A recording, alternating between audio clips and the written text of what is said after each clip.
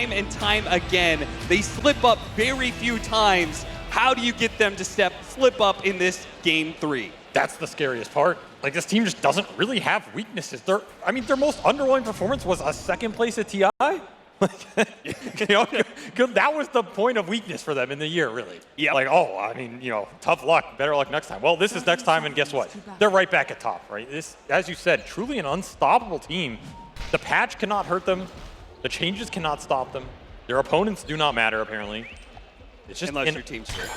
Well, yeah, there's always an asterisk, but hey, they aren't here right now, so what are you going to do? I mean, game 3, you went down to a very fast. You're trying to adjust. I think game 2 was Azure saying we need to play a bit faster on the lanes, and they picked up more skirmish-oriented lineup. It backfired. It went even worse. Now they're going back to their comfort zone, which is like the big mid-game team fighting. And if they can get a first blood, that would help them. This is going to be certainly would go a long way, but XXS, he doesn't have much armor to work with here. Dyrachyo? Getting hit by another crush, but the attack speed's low. They got him. Save him. They do manage to get that first blood on XM, and XXS is still making a run for it. Quinn, another round of crush. Is this last hit going to be enough? Okay, XXS is going to face his fate. He knows he's hit. He doesn't want to be limping back into lane. He'll take... A bold choice by Xin-Q to create illusions of himself to out-mind play Celery. Well, I mean, to me, Xin-Q is popping off in that game, too. Yeah. Oh, that is an absolute disaster, actually. Oh, no. That was a bottle. That was his bottle. The whole point of getting first blood is to get your mid a fast bottle. There's just nothing can go right now for Azure. I was about to say that this is the best position we have seen XM in the entire series. Was before game 3 started. And that just went out the window because now he just threw all that gold straight down the drain off a weird Celery rotation that he did not see back there. And that's going to even out that mid lane a lot more. So I think XM is still going to do fine here, and he has the level advantage. Sure, it's still a matchup that we've seen before, the Storm Spirit versus Slardar. You've got very high base armor as Storm Spirit. You're obviously very good against a lot of melee heroes. He'll get that bottle eventually. But again, these are not the sort of advantages you can throw away. Yeah, that's true. Arguably the best team of the year. In an elimination game, you're going to have to step up. So, again, looking towards this new lineup where they went back for more mid-game team fight, right? Shadow Demon, Phoenix, apparently not content with hero kills. Gaimin Gladiators are out here hunting couriers in this game 3. They're worth a lot of gold, man. It adds up very fast. It goes on to all your cores. It starts winning you multiple lanes at the same time. I'm looking towards Low, though. I think he had one of the worst games of the tournament in that game, too. He really couldn't find anything with the Abaddon. Yep. Not necessarily to his fault. It's a difficult hero to make work when you fall behind like that. It was a unique item build as well. And something they probably haven't gotten a chance to practice too much with the patch. But this is a hero that we've seen him do very well with earlier in the day in that Liquid series, right? Yep. And this is a hero that once you get ahead in the mid game, you don't have to look back. Like, you just win from there. Still one of the hardest scaling carries in the game. It's another pretty solid time dilation game as well, and you are playing against that carry Weaver. Gaimin opted not to switch that carry out. Generally a terrible matchup versus the Faceless Void, so Dyrachyo, in theory, is an unfavorable carry matchup, and it pushes it onto Ace, right? Now this is the big threat in this game, the Underlord. This is a hero that I think Ace has had one of the highest win rates on in terms of player-hero matchups in a year. It's got to be like over 80% or something in meaningful playoff matches. It's just ridiculously high. This team just generally does not lose with this hero. Outside of the tail end in that patch where it got nerfed and they were like trying to force it, right? Just unstoppable on it. And it's a last pick Underlord in a new patch. Another courier going now. This is just food to the water, man. I mean, make it stop. Well, outside of the courier death, things seem to be going all right for Azure, but then again, they also went all right in game 1 and game 2 in the first 5 minutes. They got to be careful of the rotations. Keep an eye on Tofu and Celery and the moves they make, particularly around mid. Oh, bottom lane. Dyrachyo eating a lot of harass here off the poison stacks. Couldn't quite get the 4th stack there, which the 4th and 5th stack is really where you start amping up the damage. And he rushed Urn, so this is not a lane you want to feed a kill away right now. It's just going to make that item instantly pay off. XXS, he's going to get a little bit low. He's got to be careful again. Centaur lacks in that early armor. The bugs make it even worse for him. Yeah, he wants Helm of Iron Will into Veil into Shivas here.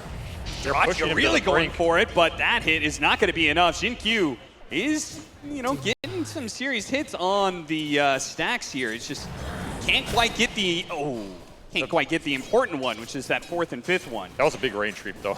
That is his helm, as XXS does not want to burn too much more regen to get to that item. Once he gets to it, I feel like he's going to be invincible in this lane. Very hard to threaten this Centaur once he has all the extra armor up. And it should be coming out here, as long as this courier doesn't get sniped, which seems impossible.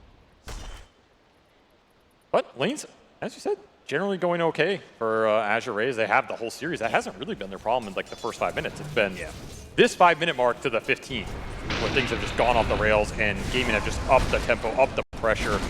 And again, I look towards the Gaimin supports. Tofu and Celery, this is the periods where we've seen them just dominate the map, dominate the runes, slam XM into a non-existent state. Tofu gets some heavy damage there. And we're looking at all these support traits happening, right? I feel like they're favored for it again. I think the Maiden Gyro are just outputting way more damage than your Phoenix Shadow Demon right now. And it'll be Celery rotating at the top right on that 5-minute mark. They are happy to try and kill low here if they can get the connection. Here it comes, slowing him down underneath the Firestorm, but yeah, look who's no flanking. Frostbite. Tofu, he's going to flank and start getting some damage onto Tianming with the Blood Grenade. They'll secure it. They've got him. Flat Cannon will ensure the last hit. Now that leaves Low alone against 3 heroes, so even if they can't get a kill on him, they has can no time walk. off the tower. He's no dead. time walk up for 5 seconds, caught in Frostbite and dead. Like clockwork, man. I feel like as soon as I start saying look for it, it's already happened. Supports make a very solid gate rotation. 2 kills on the board. All this while your catapult is hitting top wave with double range creep. You can't ask for anything better. This tower is almost just dead. And now you have to make the question of, do you TP back in here as Jin Q rotates up just to try and secure the TP back for low? Because Jianming went mid for the bottle refill. Now, Dyrachyo did get kicked out of lane. He had to go all the way back to the fountain, so he also missed out on some CS. The difference is he's being allowed to solo. His levels are going to be perfectly fine, even if his CS suffers a tad bit. He's 29 and 5, and he, I think, missed like a full wave. So, really goes to show that outside of that, he has done very well for himself. Nobody's doing better than Ace, though. 47 and 8. That is the Underlord, man. He just sits up here with Aura and makes you cry. Right now, he's getting his way as he has almost 2 levels on low. It's just brutal when you get extra atrophy points up early. They're going to try and make a play on him, actually. This is a very tanky hero. Yeah, an early rotation from XM as he picked up level 6 and had an Arcane Rune. Okay, something, right? This is what you want to see in the early game for Azure Ray. Getting power runes. What about on bottom? Nobody to rotate to help out XXS, who's just going to play underneath this tower. Looks like that's good enough, though. In fact, Celery is the one who's got to be careful here. 7 in Wisdom Root. Oh, Dyrachyo takes it away from Jin Q. Absolutely huge win here. These are 2 supports who need level 6s in this game. Yeah. Oh, look at this. XM, this is a Q play. Yeah, he still has that Arcane Rune running. TP to top, got a kill there, goes through the portal to try and help out the other side lane, but it seems like Gaimin Gladiators may have a read of what's going on here. He knows he doesn't run through the Remnant. Good line jump here, he will. I mean, how long do you want to be stuck here? Oh, I see Celery off the ward. Yeah, he'll take that life instead. Dyrachyo's actually going to come back in and try and help him out. He's going to get the bug on XM. XM's going to be low on mana here. Won't be able to make a jump away. In fact, the Underlord is also going to be TPing in. Can anybody help out? I mean, he has no pit. It's an ambitious gate. Yeah. Maybe just to protect Dyrachyo more than anything if Centaur was around. But XM is going to run right into Tofu. Oh, and he's got the damage. Solo here. Okay, he actually did get a lot there with Centaur Stampede. He doesn't even need to jump. In fact, the Centaur Stampede gets on top of Dyrachyo. Dyrachyo, low enough, even not dying here, it's got to feel bad. He's got to TP back to base. Not able to get his level 6. He's being shut out right now. Jin Q, got to be caught by the rotation, though. Tofu and Quinn going in deep behind the tower here, trying to find some sort of pickup. You have to be careful. XM's coming back, right? Yeah, like he's going to go for that dive on to a free gyrocopter kill. Now slowed down, Quinn. Looking for both, but doesn't want to expend all his mana there. Yeah. And that 8-minute rune did go to Quinn. Haste expended, though, but that's another skirmish victory for Azure Ray, something we did not see in those first 2 games. They're suddenly bringing the numbers and matching Gaimin, so learning and adapting here as their 2 side laners are also not suffering, right? They have way more independent side laners than they did in some of those previous games. Like, XXS has stayed down here solo for what feels like the entirety of the lane phase. And he's doing perfectly fine. In fact, he's pressured that Urn Weaver that Dyrachyo did not find the charges. So a slower start for Dyrachyo as well, which is what Azure want, because the slower the Weaver's game is, the more the time dilation is going to punish him in that mid game.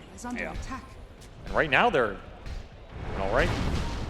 Step one to beating this absolutely unbeatable team. Seems like Ace is just going to continue this build. We'll probably see a lot more of it from all of his offlaners.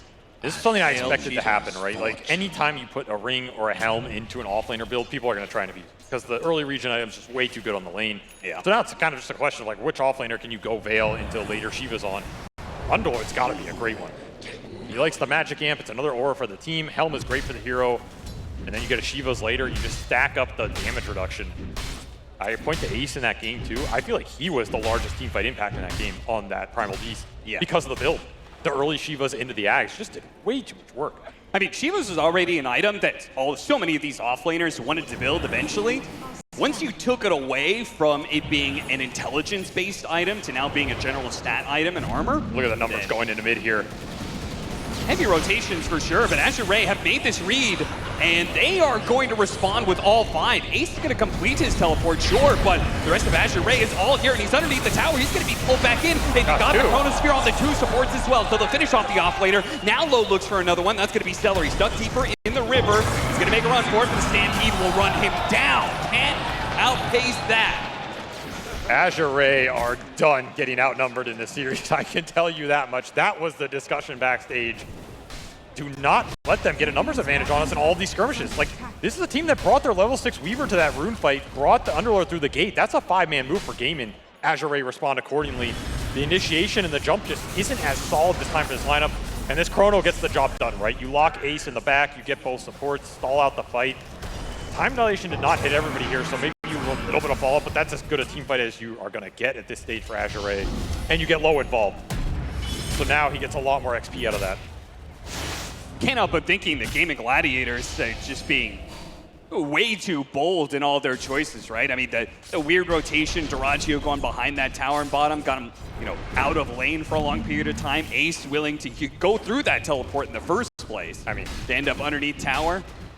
If you won 6 trophies this year, I think you'd be a little bold too, Austin. Up 2-0 and I mean, I'm just saying, I feel like a little bit of overconfidence, maybe. Due to stomping game 1 and 2. Look at this, another smoke coming out. There's ults on the supports for Azure. There's no ults for Gaimin supports. They got out-leveled here. In theory, an easy fight if you get all they need to do is get the catch. They need the stuns, and they've got him underneath the Supernova. This is perfect. XM is going to pull him back in. Quinn hit by that stun. It's going to be a second core. The supports come in, scrambling to try and save the cores, but now they're going to get run down too. Azure just outnumbering Gaimin Gladiators for once. They're the ones taking the pace over GG. Sick move by them. Just a very heads-up smoke play into a fight that Gaimin were not ready for. You gotta remember, Dyrachyo stole that Wisdom Rune, but it's the support levels that win this fight. There's no Chrono here, no Stampede until later on. It's the egg, and it's this purge that they make work here as they just lock everybody in the AoE. It's not a fight Gaimin want to commit to without their own ults to throw back. Just a beautiful read. Yeah, I feel like in game 1 and game 2, Azure would have said, we don't have Chronosphere, we don't have Stampede, let's not fight. But now, I don't know what that, I mean, they're operating on another level apparently. Yeah, they're just moving too fast apparently for the cameras. That's the old real life Sakuchi. Still looking for earn charges on Dyrachyo, by the way. Like, this item is very good on aggressive carries when you start snowballing off the lane with early kills. Yep. It's terrible when you don't, right? It feels like a dead item. You're getting 2 stats, 2 armor, and some mana regen for, not 800-900 gold. It's not a jungling item. It's a kill item, and Dyrachyo has not been able to make his presence felt in the fights. So this is also just some lost net worth, and it shows on that graph, right? This is not an Alchemist game where he is pulling far ahead. In fact, it is a 3K gold lead for Azure. This has to be the biggest gold lead they've had all series. No, absolutely. Because I don't remember them ever having a gold lead. So if it's above 0, it's good. And now they can actually play Dota. And look at this, they got huge stacks as well. Even better. Something that Gaimin Gladiators have actually had the advantage over every other team. They're the team who stacks the most, way over everybody else, but it looks like Azure managed to do something special here, which is not only just stop Gaimin Gladiators in lanes, but also be able to create a bit of a piggy bank for themselves. Efficiency is good versus team for sure. 6 stacks. It helps, right? For Gaimin Gladiators. And suddenly, what I was asking for in both those games, 1 and 2, XM to be enabled. he is enabled. Yeah, top net worth on the board, 5-0 and 5-star for the Storm. He got a couple power runes that led into the fight as well. That's the big difference, right? The supports decided to play around him and make sure he had a game here. Also had a pretty solid matchup, and it's Quinn, on the other hand, that's been shut down for once. So this is a very different position than we've seen this series. Now it's a question of, okay, you got through the first 15 minutes through Gaimin. Can you actually turn it into anything? You know, challenge number 2 in a sense, right? Because we've also seen Gaimin play from behind, play from ahead, play from rough starts. It doesn't seem to matter to this team. I think the scary part, though, for Gaimin Gladiators is, does Azure really need to do anything with the lead that they have? Like, Not can't they necessarily. just kind of like cultivate, just keep the net worth as it is the entire, next 30 minutes? Don't they have a huge advantage? I mean, you've got to think so with the Faceless Void in this game, right? There's not a lot that threatens low in the late. I mean, outside of some crazy aura mitigation from Ace, I feel like he's just going to shred Dota2 in this game. And he has really hard scaling supports to back him up. So yeah, if you're looking at raw scale on paper, Azure are going to outscale you here. That's a concern. That means you kind of have to find some of these mid-game fights for Gaimin, and so far it's been Azure dictating that tempo. 12-3, it'll be another move from XM with another power rune. Almost catching Dota2 there. And this is a way better power rune for Storm than it used to be, because you get the magic amp now. Yeah, that's true. Deadly. Witchblade already done. He is the biggest threat on the map right now, and that'll be an easy power off the rotation for Azure. It'll be a Shiva's Rush for XXS, saying, I saw what you did last game, Ace. I can do it too. And he's just about to pick it up too. So he'll get that Shiva's, then get a Blink Dagger. And I like the Shivas in this game because you reverse the Slardar. It's the same thing that happened last game. Ace just abused the fact that the armor differential was never there for Azure with that lineup, that kind of dependent on the mid Slardar to bring it. Here it's going to be the same deal. A lot of armor on a high HP hero. Yeah, if you take away the attack speed of Slardar with Shivas and Fire Spirits, and then you take away his movement speed with the Purge taking off sprints, He's going to struggle. What is Quinn going to do here in some of these fights? Has to buy BKB, and you have to get a lot done during it. But that's where if you have the armor to mitigate that burst jump off the Slardar, his impact could be muted as well. Azure in a very solid position right now. They're just taking mid tower for free. Early cleanse through yeah. Q, just to make sure XM has the confidence to bring down this tier 1 tower with his amp damage. And it's very solid cleanse game as well, right? Another tool versus the Slardar that's very annoying for the Crystal Maiden. Yeah, get rid of Frostbite, get rid of the Pit of Malice. And Shiva's done. The Centaur is incredibly strong on the map right now, so it's going to be a bit of a farm fest. The one factor here is you got to think about Roshan, because Gaimin can just go in Rosh and do it incredibly fast with the Weaver plus the Slardar at any point, right? Yeah. And if you're not willing to contest that with your lineup here, you're going to feel bad about it, because that's in theory a good fight for Chrono, Egg, Centaur Stomp going through, the Storm Jump. Very strong Rosh contest lineup for Azure, while Gaimin have the stronger Rosh acceleration lineup. Yeah. It's going to be interesting to see when they try and force it, because I think if you're gaming, you do want to force it at some point in this game. That's your way back into a strong position for Dota2, especially as he's going aggressive items on the Weaver, right? No surprise there, the most aggressive carry of the year is going the aggressive build in a game where he hasn't found much. It's going to be Dragonlance into Desolator for the Weaver. If I'm Dota2, I want an Aegis to cap that off. Celery got to be spotted here. That's a freebie. Something else about Jin Q playing the Shadow Demon in this game, this Demonic Purge has got to be good in a meta where you can remove all these shield buffs, right? Like all these Solar Crest and Policies that are going around, all these random buffs that Gaimin have been playing around, just got to be good value. And Ancient Stealing coming out from Azure right now. This is max value.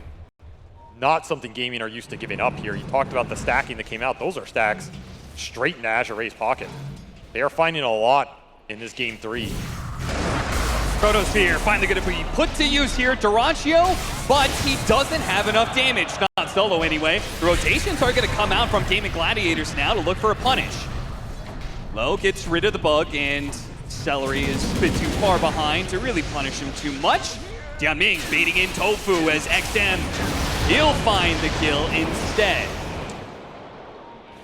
Back over to top lane.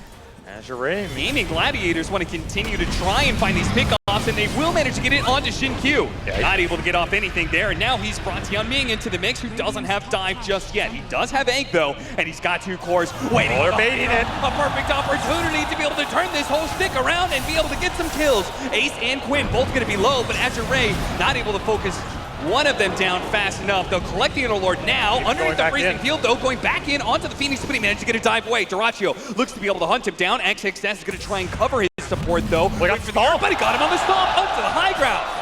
Azure Ray playing that beautifully. Dyrachyo. And even then, the Frostbite isn't quite enough. Quinn, you certainly don't want to be jumping into that anymore. Kian Ming is still alive, even after all of that. That's going to push this Phoenix close to level 12 here. Huge win for Azure Ray off the back of some nice map movement reacting to this gate. I mean, the Chrono bottom didn't help you, but it kind of burnt some region and time out of the two cores between the Weaver and the Underlord that ended up leading into this bait of a fight where Ace just, he feels a lot stronger than he actually is, right? The second you get stomped there under an egg and Sunray, that's a pretty damn hard fight. You don't have a lot of egg killers in this game. It's Dyrachyo and it's Dyrachyo only, and he's just flirting with danger here. XXS picks him up. This Shiva Centaur has been a bulwark for Azure Ray. Oh, they're going to find Ace again. The Sunray destroys him with the extra damage of 2 big burst spells, the Remnant plus the double edge. You know, I talked about the Ace Underlord, right? This has been a staple for them the entire year. I feel like one of the biggest factors is, 1, the lane dominance, which we saw, but 2, the unkillability in the mid game. Yeah. Those games where Ace Underlord has driven in the victory, he's like, he has 0 deaths, right? He feels untouchable. Right now, he's sitting on 5 deaths. He has been very touchable in this game. Blink forward with the Shivas to slow down Quinn, and now he's been purged. There's no way out of this one. All he can do is put damage onto somebody, but he can't even do it because Low immediately gets cleansed thanks to the Demonic Purge from Jin Q, or Demonic Cleanse rather. 7K gold lead for Azure Ray, a team we thought was potentially just going to get 3-0'd out of this tournament. They are striking back hard, and this game, dare I say it, is in their control right now, right? Outside of this Roshan sneak, I like how badly you didn't want to jinx them. It needs a 7,000 net worth lead, an 8,000. I'm not going to be held responsible. You know what? They have control of the game. There's no way I'm going to be held responsible for some crazy turnaround here. But the thing is, we've seen it from gaming all year.